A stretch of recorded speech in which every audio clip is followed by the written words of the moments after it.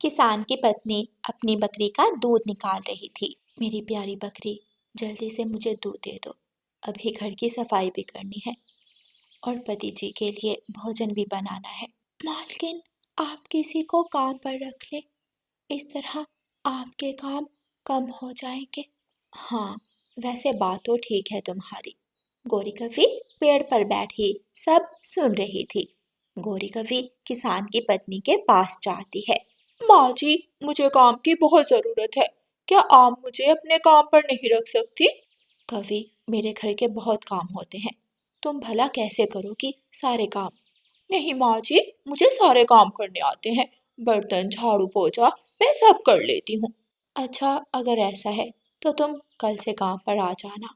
गौरी खुश हो जाती है और खुशी खुशी अपने घर चली जाती है। क्या बात है गौरी, बड़ी खुश हो आज। हाँ कालू जी, मुझे काम मिल गया है, अब भोजन की कोई चिंता नहीं हुआ करेगी। फिर गौरी कवि कालू कवि को सारी बात बताती है।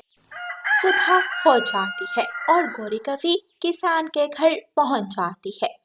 वाह कवि, तुम तो समय पर पहुंच गई। हाँ किसान की पत्नी जी, मैं शाम तक आपके सारे काम कर दूंगी। गौरी कवि बर्तन धोने बैठ जाती है। गौरी कवि बर्तन धो रही थी कि किसान का बेटा वहां आ जाता है। साथ उसका दोस्त भी था। देखो इस काली कवि को, ये हमारे घर काम करती है। इसकी चोंच देखो, काली कवि की काली चोंच। किसान का बेटा और उसका दोस्त हंसने लग जाते हैं। प्यारे बच्चों, मैं एक कवि हूँ और इस दुनिया में हर कवि का रंग काला है। ऐसे किसी का मजाक नहीं बनाते। देखो ये कैसे बोलती है। दोनों फिर से हंसने लगते हैं। गौरी कवि को बहुत बुरा लगता है। चलो आओ दोस्त, हम खेलने चले। दोनों वहां से चले जाते हैं। ये किसान का बेटा कितना बुरा है। गौरी कवि शाम तक सारा काम कर देती है। किसान की पत्नी जी, मैंने सारा काम कर दिया है। ठीक है कवि, अब तुम चली जाओ।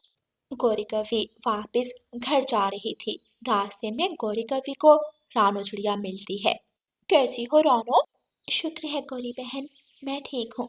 रानो, तुम्हारा रंग तो कितना सुंदर है। एक मेरा रंग है काला। आप ऐसा क्यों कह रही हैं गौरी बहन? आप पर यही रंग जचता है। रानो, तुम कितनी अच्छी हो। गौरी बहन, आप कहाँ से आ रही हो? वो रानो, मुझे किसान की पत्नी ने काम पर रख लिया है। मैं अब उसके घर काम करती हूँ। ये तो अच्छी बात है। घर में फ्री रहने से अच्छा है कि कोई काम कर ले।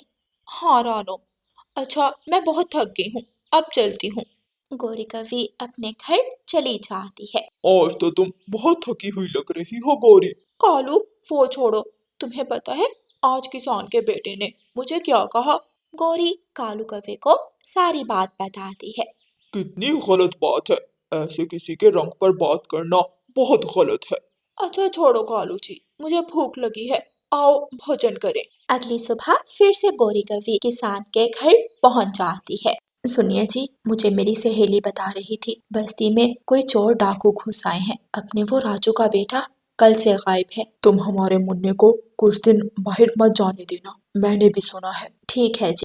किसान अपने खेत में चला जाता है और किसान की पत्नी गौरी कवि के पास आती है।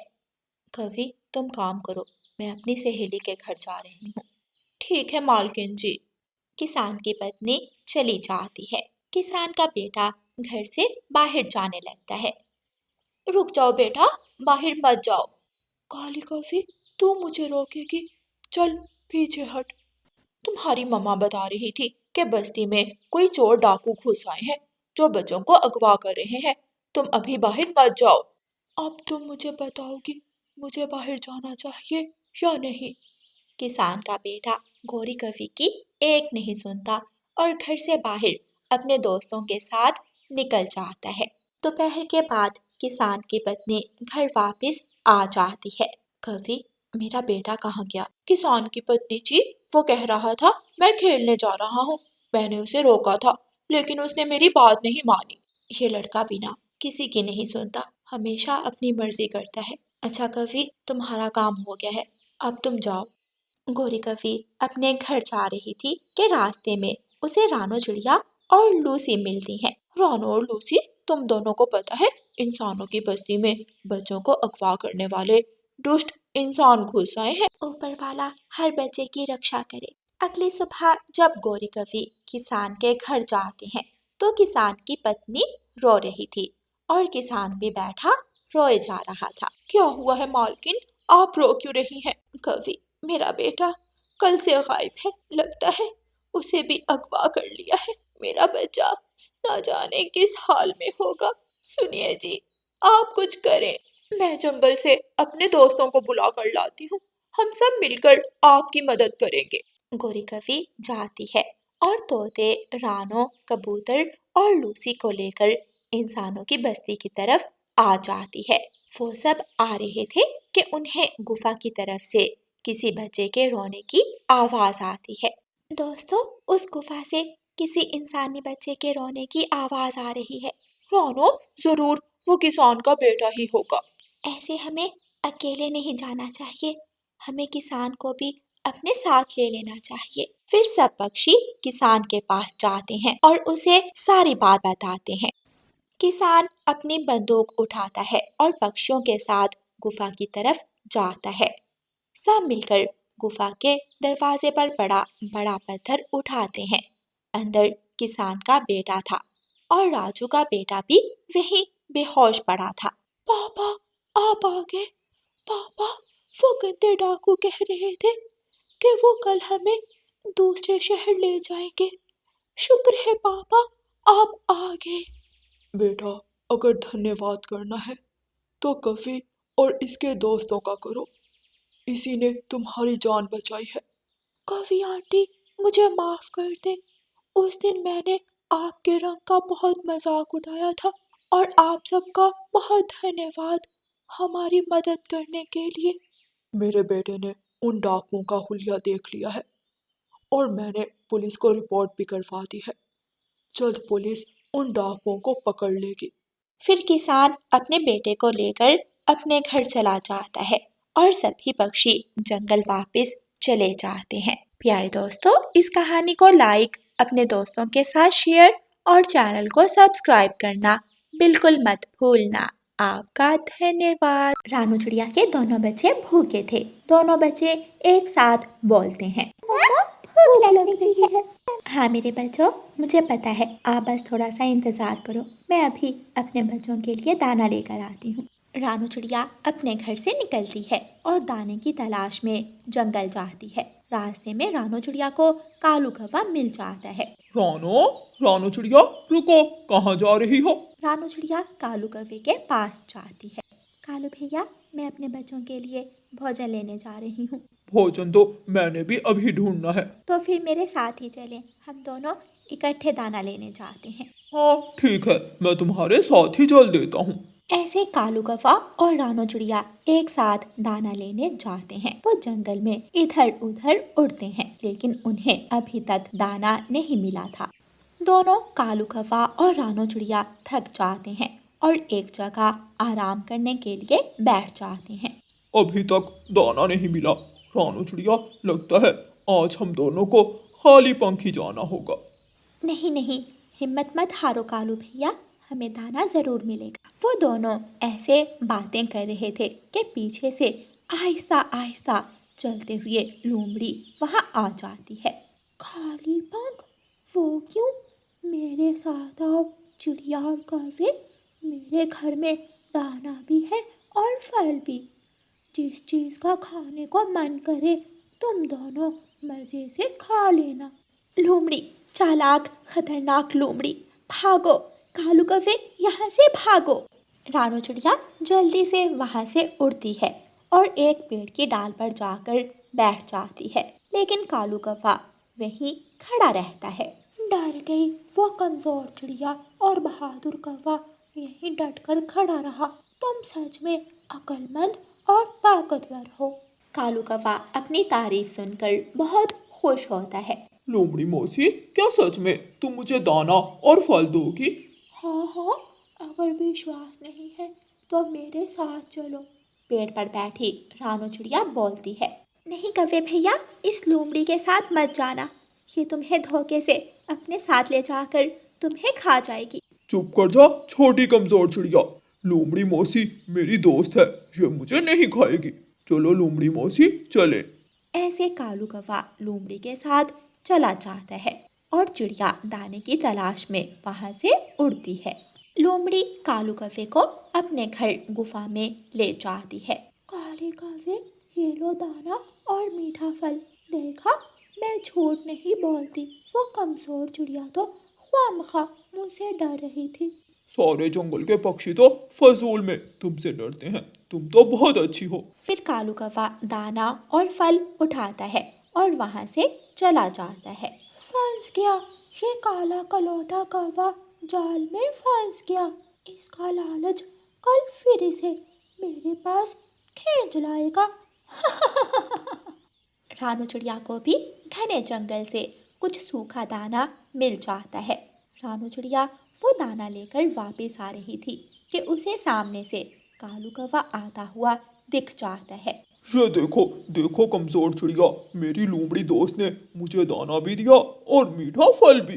तुम मुझे क्यों बता रहे हो? तुम ही खाओ अपनी लोमड़ी दोस्त से खाने की चीजें, लेकिन ध्यान रखना कहीं एक दिन तुम ही उसका खाना ना बन जाओ।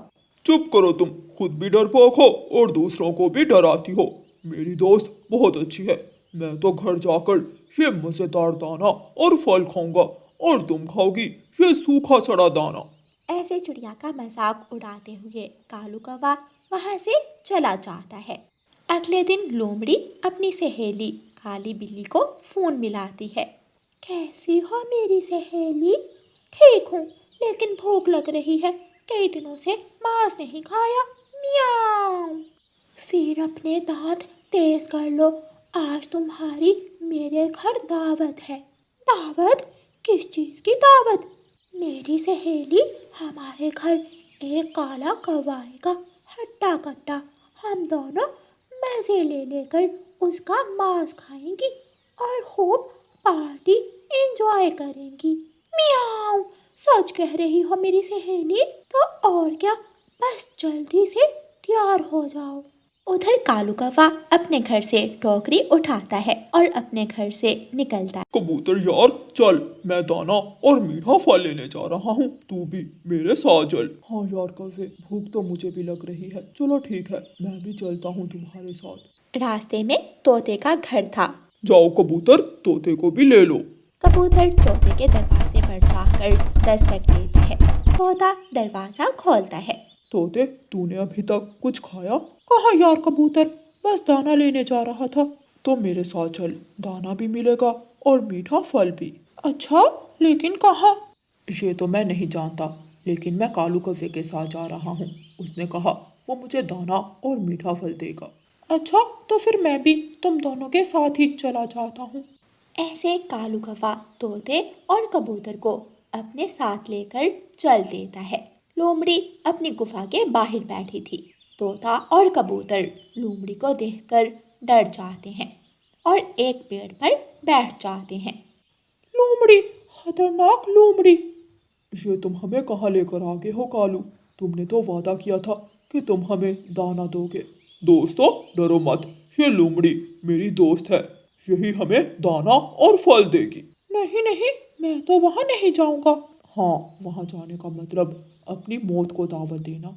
दोनों कबूतर और तोता वहां से भाग जाते हैं। कालू कौवा लोमड़ी के पास जाता है। सब डरपोक है, बस एक ही जंगल में बहादुर और शक्तिशाली पक्षी है, और वो तुम हो कालू कौवे। चलो अंदर चलो, आज फिर तुम्हें मजे का भोजन मिलेगा। हाँ हाँ लोमड़ी मौसी चलो। काली बिल्ली गुफा के दरवाजे के पीछे खड़ी थी। जैसे ही कालू कौवा गुफा के अंदर जाता है, काली बिल्ली जल्दी से गुफा के दरवाजे पर एक बड़ा पत्थर रख देती है। मियाऊ। फंस गया, शिकार जाल में फंस गया। मियाऊ। काले कलौटे कौवे, आज तू हमारा भोजन बनेगा। तुम मजाक कर रही हो लोमड़ी मौसी, है ना? मैं क्यों मजाक करने लगी? मैंने तुझे खाने के लिए ही तुझे लालच दिया था। धोखा, इतना बड़ा धोखा, बचाओ तोते कबूतर बचाओ, वापिस आओ, मुझे इनसे बचाओ। कालू कौवा बहुत रोता है और मदद की गुहार लगाता है। जब रास्ते में तोता और कबूतर वापस जा रहे थे तो उनसे रानो चिड़िया सारी बात पूछती है। तुम दोनों कालू कौवे को उस गुफा में छोड़कर वापस आ गए। आज तो जरूर उस लोमड़ी ने जाल बिछाया होगा। चलो दोस्तों, कालू कौवा जैसा भी है लेकिन है तो हमारे जंगल का पक्षी, हमें उसकी मदद करना होगी। फिर कबूतर, रानो चिड़िया और तोता उड़ते हैं। वो गुफा के बाहर जाते हैं और गुफा के बाहर रखे पत्थर को जोर लगाकर पीछे हटाते हैं। गुफा का सुराख खुल जाता है। दोस्तों, तुम सब आगे, तुम सब मेरी मदद को आगे। जल्दी उड़ो कौवे, जल्दी करो। कालू कौवा जल्दी से उड़कर गुफा से बाहर निकल जाता है और वो सब जल्दी से वहाँ से भाग जाते हैं। मुझे बचा लिया, शुक्रिया दोस्तों, वरना आज तो मैं उस काली बिल्ली और लोमड़ी के पेट में होता। रानो चिड़िया को धन्यवाद कहो, इसी ने हमें तुम्हारी मदद करने के लिए कहा। रानो चिड़िया, तुम बहुत अच्छी हो। मैंने तुम्हारा मजाक उड़ाया, तुम्हें तंग किया, लेकिन फिर भी तुमने मेरी मदद की। कालू भैया, आइंदा लालच मत करना। आज आपका लालच ही आपकी जान लेने वाला था।